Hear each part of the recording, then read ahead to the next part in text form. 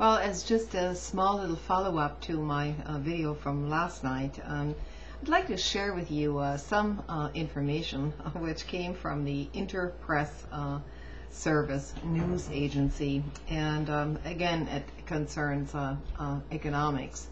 And as I keep telling everyone, I'm not an expert in economics, so I look to sources which can sort of see a little bit outside the box. And this is not by any means a partisan issue, because it goes just across the board. And so here it goes. I'll post a link to the entire article as soon as I'm through reading it and can find it again. A new report says that Wall Street has only itself to blame for the misguided deregulation that led to the current deepening financial crisis. Issued Wednesday by Essential Information and the Consumer Education Foundation, the report documents billions of dollars spent by the financial sector on what would eventually be their own downfall.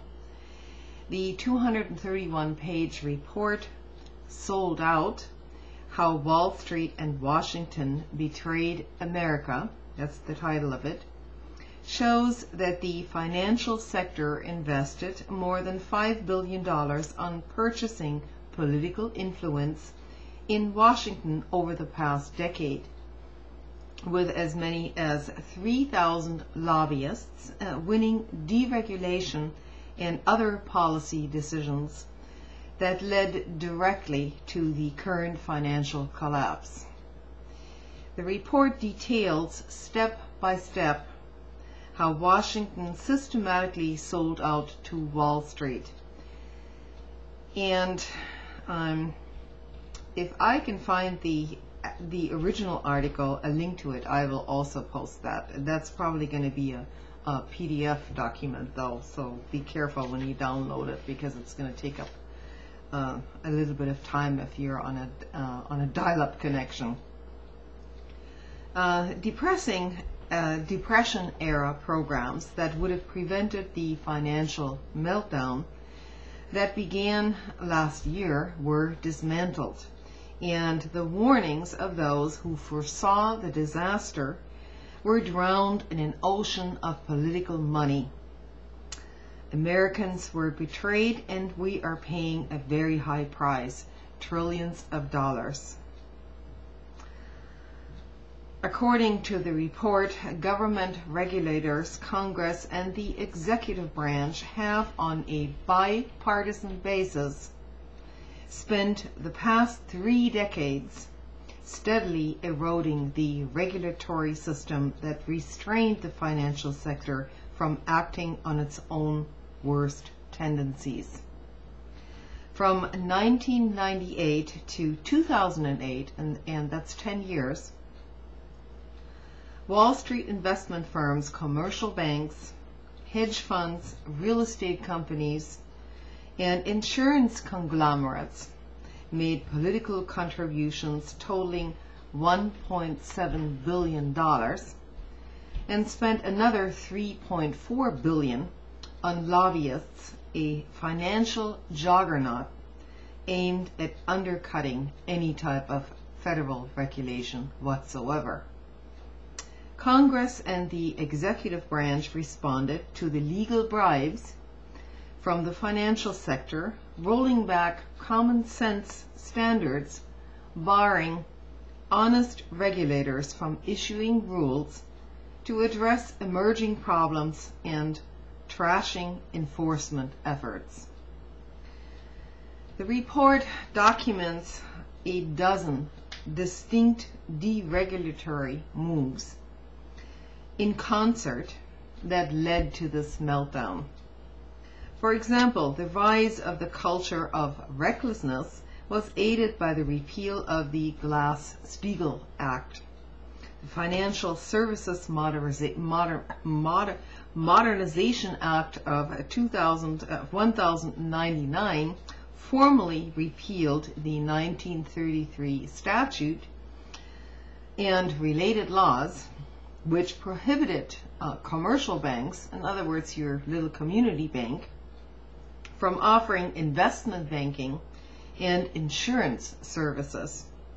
Erasing them from the books helped create the conditions in which banks invested money from checking and savings accounts of ordinary people into a creative financial instrument industry, which then became mortgage-backed and which encouraged investment gambles that rocked the financial markets.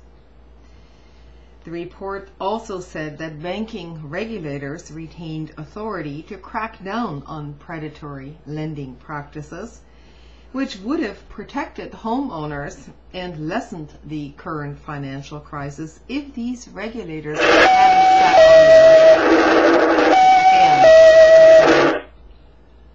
on their got an email here. The Federal Reserve took just 3 formal actions against subprime lenders from 2002 through 2007. The Office of the Comptroller of the Currency, this is connected with the Federal Reserve, of course, which has authority over almost 1,800 banks, took 3 consumer protection enforcement actions, just 3, in the last 2 years, or rather from 2004 to 2006. According to this report, the financial contributions, which, as I said, were bipartisan, about 55% of these political donations went to Republicans and 45% to the Democrats, primarily reflecting the balance of power over the past decade. The financial sector also bolstered its political strength by placing Wall Street expatriates on the top of regulatory positions, including the post of Treasury Secretary, held by 2 former Goldman Sachs chairs, Robert Rubin and Henry Paulson. Those names should sound very familiar to you by now. Financial firms employed a legion of lobbyists, maintaining nearly 3,000 separate lobbyists in 2007 alone. These firms drew heavily from former government officials in choosing their lobbyists. Surveying 20 leading financial firms, the report found that 142 of the lobbyists they employed during this 10-year period were previously very high-ranking officials or employees in the executive branch or in Congress. The report goes on to say it's very important to identify the causes of this crisis if we are to fix it and to prevent another one from occurring. So I guess you're already informed about this by now. So this is not a partisan problem whatsoever. It goes much deeper. So that's my little video for tonight. I have something else in mind for the next couple of days, but I'm not quite done with my research on that yet, and it has to do with basically the proposal of a Truth and a Reconciliation Commission for the last administration, which should be quite interesting. Thanks for listening. Bye.